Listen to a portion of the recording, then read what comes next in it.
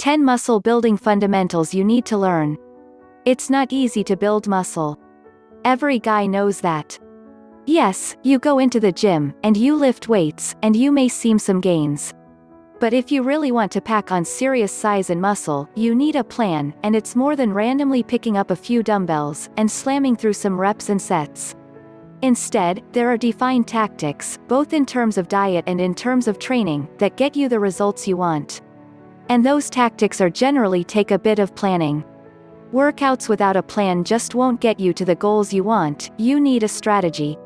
That strategy doesn't need to be so rigid that it leaves no room for fun. Quite to the contrary, you can still enjoy a good meal, and you don't need to spend hours in the gym, as long as, when you're in the gym, you're training smart. These tips can help, whether you're a beginner or somebody who's just at a training plateau. Here are the 10 principles to pack on muscle. 1. Maximize muscle building. The more protein your body stores, in a process called protein synthesis, the larger your muscles grow. But your body is constantly draining its protein reserves for other uses, making hormones, for instance. The result is less protein available for muscle building. To counteract that, you need to build and store new proteins faster than your body breaks down old proteins. Shoot for about 1 gram of protein per pound of body weight, which is roughly the maximum amount your body can use in a day, according to a landmark study in the Journal of Applied Physiology. For example, a 160-pound man should consume 160 grams of protein a day, the amount he'd get from an 8-ounce chicken breast, 1 cup of cottage cheese, a roast beef sandwich, 2 eggs, a glass of milk, and 2 ounces of peanuts. Split the rest of your daily calories equally between carbohydrates and fats. 2. Work big, not small.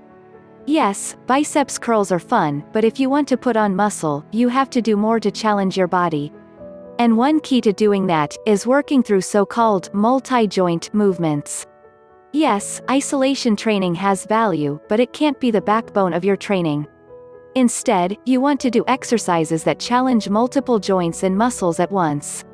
Take, for example, a dumbbell row. Every row rep challenges biceps, lats, and abs. Using multiple muscle groups allows you to lift more weight, a key stimulator of growth, more on that later. And it pushes you to use muscles together, just as you do in real life. Multi-joint moves are key in your workouts.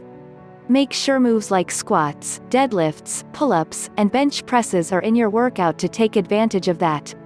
All will stimulate multiple muscle groups at the same time, and in order to grow, you want to do that. 3. Train heavy. If you want to build muscle and strength, you have to train heavy. Training heavy, safely and efficiently, has many benefits. Heavy training challenges the muscles not only concentrically but eccentrically. If done right, the stimulus of heavy weight going down with control and going back up will cause greater muscle tear and rebuild. That means not every set you do should have you pumping out 10 to 15 reps. Yes, high rep sets can have value, but for multi-joint moves like squats and bench presses, and deadlifts, don't be afraid to do sets of, say, 5 reps. That'll allow you to use more weight, building more pure strength. And as you progress, that new strength will allow you to lift heavier weights for more reps. One way you can approach this in your training, let off every workout with an exercise that lets you train low rep. Do 4 sets of 3 to 5 reps on your first exercise, then do 3 sets of 10 to 12 reps for every move after that. It's the best of both worlds, letting you build pure strength early, then pile up reps later. 4. Have a drink first.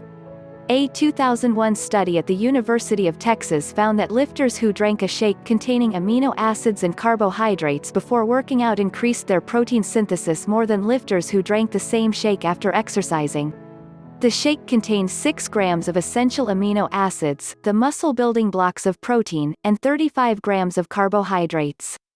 Since exercise increases blood flow to your working tissues, drinking a carbohydrate-protein mixture before your workout may lead to greater uptake of the amino acids in your muscles. For your shake, you'll need about 10 to 20 grams of protein, usually about 1 scoop of a whey protein powder. Can't stomach protein drinks? You can get the same nutrients from a sandwich made with 4 ounces of deli turkey and a slice of American cheese on whole wheat bread. But a drink is better. Liquid meals are absorbed faster. So tough it out. Drink 1:30 to 60 minutes before your workout. 5. Don't always go hard. Your body should move every day, but that doesn't mean your workouts should take you to fatigue and exhaustion. If you train your hardest every day, your body doesn't get a chance to grow. Pick your spots to attack. Aim to finish every workout feeling good, not dead. Limit your weight room workouts to 12 to 16 total sets of work, and never go beyond that. This doesn't mean you can't take on a brutal workout every so often. But limit workouts that take your body to its breaking point to 3 times a week, never on back-to-back days. You need recovery to grow. Constantly training to the point of exhaustion will be counterproductive to the recovery you need for muscle growth. 6. Down the carbs after your workout. Research shows that you'll rebuild muscle faster on your rest days if you feed your body carbohydrates. Post-workout meals with carbs increase your insulin levels, which, in turn, slows the rate of protein breakdown. Have a banana, a sports drink, a peanut butter sandwich. 7. Eat something every 3 hours. If you don't eat often enough, you can limit the rate at which your body builds new proteins. Take the number of calories you need in a day and divide by 6. That's roughly the number you should eat at each meal. Make sure you consume some protein, around 20 grams, every 3 hours. 8. Have milk before bed. Eat a combination of carbohydrates and protein 30 minutes before you go to bed. The calories are more likely to stick with you during sleep and reduce protein breakdown in your muscles. Try a cup of raisin bran with a cup of skim milk or a cup of cottage cheese and a small bowl of fruit. Eat again as soon as you wake up. The more diligent you are, the better results you'll get.